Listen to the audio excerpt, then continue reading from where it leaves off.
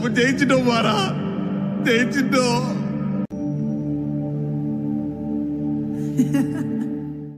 சரி ஜாக இப்ப மேட்ச் பாத்தியா இல்லையா? ஒரு வேளை ஜெயிச்சிட்டாங்க சவுத் ஆப்பிரிக்கா. பார்த்தேன், ஓரளவு பார்த்தோம், அவ்வளவுதான். ரொம்ப ஈஸியாலாம் ஜெயிக்கல, கொஞ்சம் கஷ்டப்பட்டு தான் வந்தாங்க. சரியான கஷ்டம். ஃபர்ஸ்ட் டே நல்ல ஒரு இல்ல ஃபர்ஸ்ட் டே வந்து நல்லா போலிங்க்கு நல்லா சூப்பரா இருந்துச்சு போல விக்கெட். ஆமா ஃபர்ஸ்ட் நல்லா ஆல் அவுட் ஆயிட்டாங்க. அதான் ஃபர்ஸ்ட் டேவே சவுத் ஆப்பிரிக்கா சரியான போலிங். ரபடா வந்து அந்த லார்ட்ஸ்ல வந்து ரபடாக்கு நம்ம ஒரு இது ரெக்கார்டு நல்லா பெர்ஃபார்ம் பண்ணுவான் லார்ட்ஸ்ல, நல்லா போடுவான். அதுக்கு ஆஸ்திரேலியாவை ஒரு 130 ரன்னுக்குள்ள சுத்தானுங்க ஃபர்ஸ்ட் இன்னிங்ஸ்லயே. ஏன்னா வேற லெவல் இது ஆஸ்திரேலியா. ஆனா சவுத் ஆப்பிரிக்கா வந்து அந்த கேமை வின் பண்ணணும்னு இது பண்ணாங்க. அதுக்கு தண்ணி ஃபுல்லா இன்டென்ட்டோடவே இருந்தாங்க எல்லாரும். ஸ்மித் தான் மிஸ் பண்ணிட்டேன். ஸ்மித் செஞ்சுரி அடிச்சிருந்தானா கேம் வேற மாதிரி போயிருக்கும். ஆமா ஸ்மித் செஞ்சுரி மிஸ் ஆயிடுச்சு. செட் ஆகவே விடலையடா. டப்பு டப்பு டப்பு டப்பு இன்டர்வல்ல விக்கெட் எடுத்துக்கிட்டே இருந்தாங்க. அந்த ஏரியன் மார்க்கிற மோர்ல கூட தேவையில்லாம தான் அடிச்சுட்டான். ஆமா ஏரி வந்து ஏன் அது மாதிரி ஆனான்னு தெரியல. ஆனா அவசரப்பட்டான், கொஞ்சம் அவசரப்பட்டான். ஏரியன் மார்க் வந்து நல்ல நேரத்துல வந்து அந்த ஒரு பார்ட்னர்ஷிப் பிரேக் பண்ணிட்டான். அது வந்து ஆனா வெப்ஸ்டர் இவங்க என்ன பண்ணிட்டாங்கன்னா இவன் சாம் கான்ஸ்டஸ் விட்டாங்க. அவனை ஆட வச்சிருக்காங்க கிரீனுக்கு பதில். இவனை கூட ஆட வச்சிருக்கலாம். யாரு யார சொல்ற? போலாண்டா? போலாண்டு பேர் வாயிலும் இல்ல. அவனை ஆட வச்சிருக்கலாம். ஆனா தெரியல அவனை ஆட யாருக்கு பதில் ஆட வச்சிருப்பாங்க யாருன்னு சொல்ல முடியாது. போலண்ட் பவுலர் தானே. ஏசுலுக்கு பதிலாக தான் ஆட வைக்கணும்.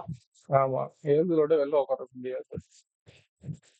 வச்சிருக்கலாம். ஆனா நல்ல எப்படின்னு ஆஸ்திரேலியா டீம் எப்படின்னா நல்ல ஒரு இதுல இருக்கலாம். டீம் எல்லாம் பக்காவா இருக்கு. அவங்க யாரும் உட்கார வைக்கிறது தான் அங்க ஒரு இது. வெப்ஸ்டர் அடிக்கலன்னா செகண்ட் இன்னிங் ஸ்கோர் இவ்வளவு வந்திருக்காது. 282 கிட்ட.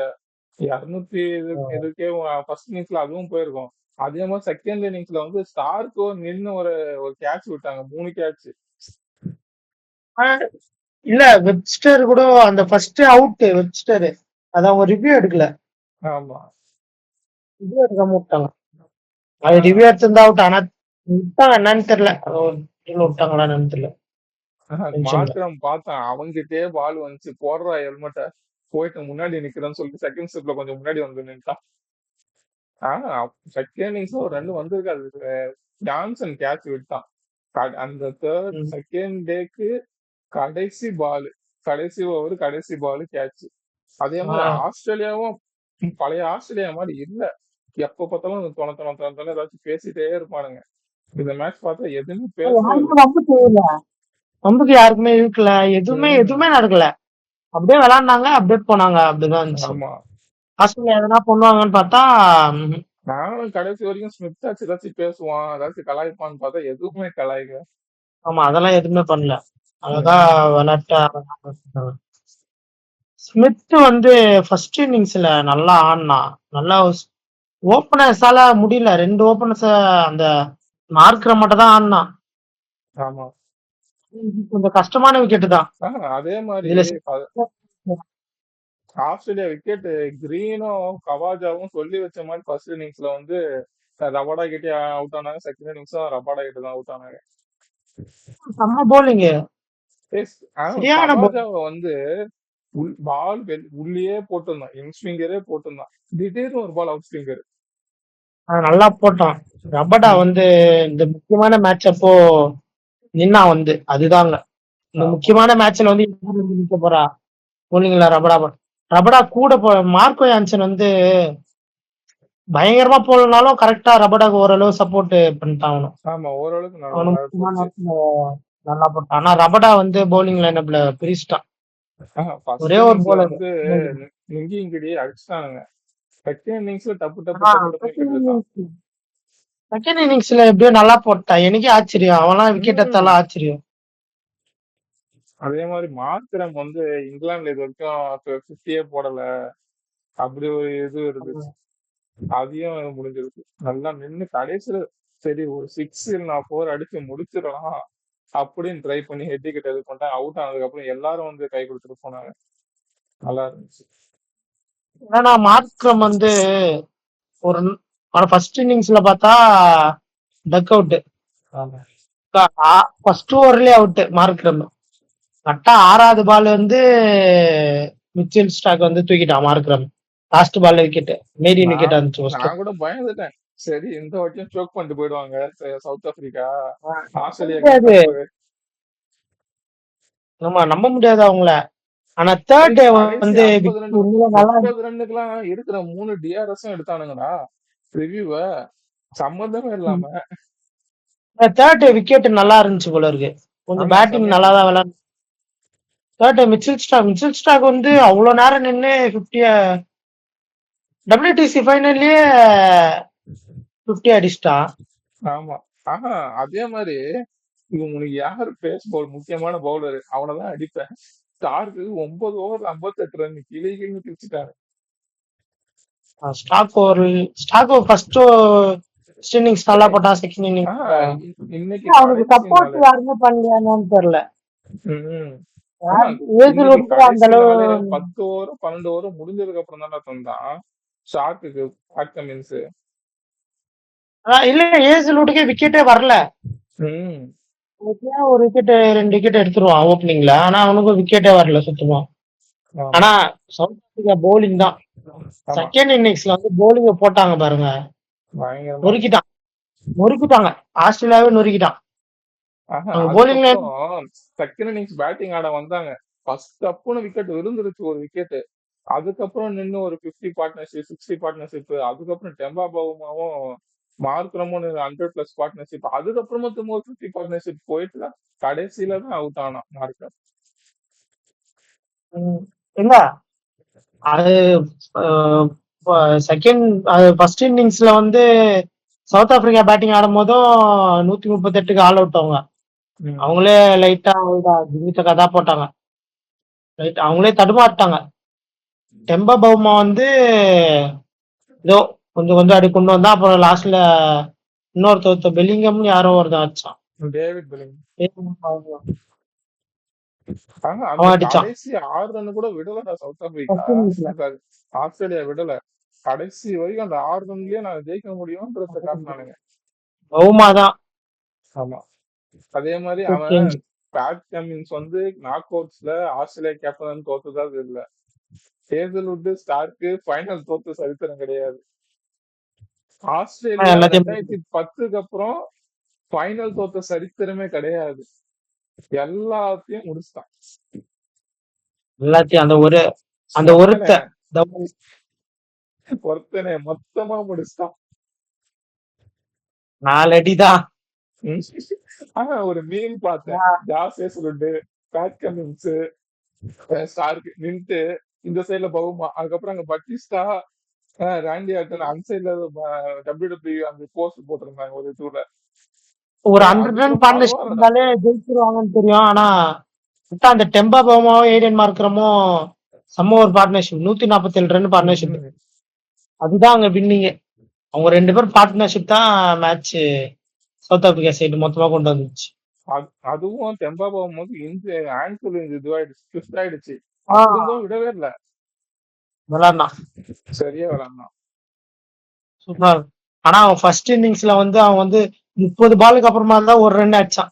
ஃபர்ஸ்ட் 30 பால் ஃபுல்லா டாட் பால் தான். அதுக்கு அடுத்ததுதான் 31வது பால் தான் ஒரு ரன் அடிச்சான். அதுமா அப்படியே கொஞ்சம் கொஞ்சமா ஒரு 38 ரன் எவ்வளவு அடிச்சான் அவ்வளவுதான். நல்ல ஆல் அவுட் ஆயிட்டாங்க. அடுத்தது செகண்ட் இன்னிங்ஸ்ல செம்ம போலிங் வந்து சரியான போலிங். ரபடா சரி, மார்க்கோ யான்சன் சரி, நெகிடி தான் அங்க இப்ப அங்க வந்து ஏசலோட்டுக்கும் வந்து ஷார்க்கு ஏசலோட் வந்து கம்பெனி கரெக்டா செட் ஆகல இந்த மேட்ச். விக்கெட்டும் வரல. அந்த யூஸ்வல் லென்த்லயே யாருமே போடவே இல்லை. ஸ்டார்க்கு யாக்கர் போடுவான் அதையும் அசால்ட்டா மேய்ஞ்சிட்டு போயிட்டே இருந்தாங்க. யாரும் ஏருக்கே பால் வரல, எல்லாம் அடிக்கிறது எல்லாம் டவுன் த கிரவுண்ட்லயே தான் அடிச்சு விளையாட்டு. அதே மாதிரி லூஸ் பால் போட்டா 4 போகுது. ஆனா ஒரு ஷாட் அடிச்சிருப்பான் மாத்திரம், கரெக்டா அப்பதான் ஃபீல்ட் சேஞ்ச் பண்ணுவான் பேக்கமின்ஸ். பாயிண்ட் தேர்ட் மேன வந்து உள்ள நெருக்கி ஒரு கேப் இருக்கும். ஒண்ணு கட் ஷாட் ஆடணும் ஸ்கொயர்ல, ரெண்டுமே இல்லாம ஒரு ஸ்கொயர் டிரைவ் அடிச்சான். அதே மாதிரிதான். ஆனா பேட்டிங் பாக்குறப்பெல்லாம் அப்படியே வேற மாதிரி இருந்துச்சு அவன் ஆடுற ஒரு ஷாட்டும். செம்ம ஒரு ப்ரெசிஷனா செம்ம இதுவா ஆடணும். உண்மையா கரெக்டா இது பண்ணி கொண்டு போனோம். ஒரு 150 அச்சிருந்தாலும் இருக்கும். ஆமா, அது ரன்னே இல்லையாடா கடைசியில. டெம்போ பவுமா கொஞ்சம் தானே வந்திருக்கும். ஆமா 140 வந்திருக்கும், நின்று இருந்தாலும் 140 வந்திருக்கும். அந்த 6 ரன் வச்சுட்டு 140 வச்சிருக்கோம். இருக்கலாம் மார்க்ரம் கொஞ்சம் லாஸ்ட் தானா அவன் அவன் கொஞ்சம் 6 ரன் இல்ல 100 run அடிச்ச பிறகு கூட மேட்ச் ஜெயிக்கணும் அப்படின்ட்டு தான் பார்த்து பொறுமையா லாஸ்ட் கொண்டு போனோம் அப்படின்ட்டு தான் அண்ணா. ஆமா அவன் கொஞ்சம் அந்த 100 கடந்துட்ட பிறகு கொஞ்சம் டப்பு டப்புன்னு அடிச்சிருந்தானா அடிச்சிருப்பான் 50 ரன். ஆமா ஏன்னா அவன் முந்தின நாளே அவன் 100 அடிச்சிட்டான். இத்தனை நாள் 70 ரன் அடிக்கணும், அவன் வந்து அடிச்சிருப்பான் அழகா 100. அவன் வந்து மேட்ச் கொண்டு போனோம். ஆனா சம்பந்தமே இல்லாம இந்த கிறிஸ்டியன் ஸ்டெப்ஸ் நடுவுல வந்து முன்பா அடி வேற 6 ரன் மட்டும் அடிச்சுட்டு போயிடறாருன்னா இது என்ன கணக்குனே தெரியல. ஆடிதான் 6 ரன் அடிப்பான். அவ்வளவு பால் ஆடி ஒண்ணுமே பண்ணாம சும்மா ஆடி பண்ணிட்டு போயிட்டான். நேத்து ஒரு டிஃபரெண்ட் நடந்துச்சு. திடீர்னு எடுத்துட்டு வந்து ஹெட்ட பவுலிங் போட விட்டான். நல்லா எந்த சொல்றது இந்த எண்ட்ல இருந்து பெவிலியன் எண்ட்ல இருந்து போடும் போது டர்ன் கிடைச்சிச்சு ஹெட்டுக்கு. உடனே என்ன பண்ணா அடுத்த ஓவரே லயன் கிட்ட கொடுத்துட்டான். அது நல்லா இருந்துச்சு. அதெல்லாம் அவன் நிறைய பண்ணான். ஆனா சவுத் ஆப்பிரிக்கா தூக்கிட்டான். உங்க சைடு இருக்குது கொண்டு வந்துட்டான். இன்னொன்னு ஒண்ணு இருக்கு, டெம்பா பவுமா வந்து இது வரையும் இந்த WTC இதுல வந்து தோத்ததே இல்லையாமே ஒரு மேட்ச் கூட. ஆமா தோத்ததே கிடையாது. அது வேற 8 மேட்ச் வின்னு, ஒரு மேட்ச் டிரா. தோத்ததே கிடையாதா. வேற பயங்கரம் பண்ணிட்டு நல்ல கேப்டன் கிட்டதான் கப்பு வரணும்னு இருந்திருக்கு 25 வருஷம் கழிச்சு. ஆமா எல்லாரும் கிரெயின் ஸ்மித் உள்ள வந்தாச்சு, கெவின் பீட்டர்சன் உள்ள வந்துட்டான். அதுக்கப்புறம் யாரு அவன் டிவிலியர்ஸ் வந்திருந்தான், கேன் வில்லியம்சன் வந்திருந்தான் பாக்குறதுக்கு. ஆனா கமெண்ட்ரி ஒரு காமெடி நடந்துச்சு. சரி 6 போகுது ஒரு 2 ரன் இருந்துச்சு. அப்ப வந்து என்ன ஆச்சுன்னா சரி ஏதோ ஒன்று போகுதுன்னு சொல்லிட்டு கமெண்ட்ரி ஏந்து ஏதோ இது பண்ண உட்காடுறாங்க. இல்லைன்னா உடனே Ian Bell please sit down not யுக்ரைன்றான்.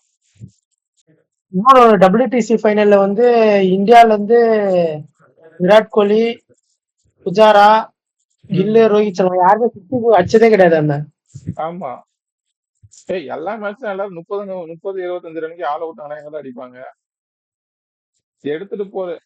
அதுவும் இவன் அடிச்சான் 50 அடிச்சான், ரஹானே அடிச்சானே போன வருஷம். ரஹானே அடிச்சா, ரஹானே ஓகே. இவங்க 4 பேர் யாரும் அடிச்சது இல்லையா? ஆமா அந்த ஒரு இது வர இது மிச்சல் ஸ்டாக் ஃபார்ம்ல போனா பரவாயில்ல. இவங்கதான் IPL ஆடணும். IPL முடிஞ்சதுக்கு அப்புறம் நான் போய் இது பண்ணுவேன் பிராக்டிஸ் 5 நாள் முன்னாடி போனா எங்க அடிக்க முடியும்.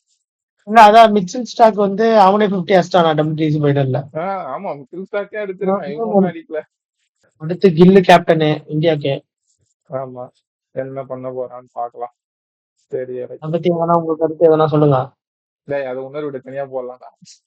அதை நான் ப்ரிப்பேர் பண்ணிட்டு வரேன். சும்மா ஒரு கருத்தை சொல்லுங்க உங்களுக்கு கில்லு.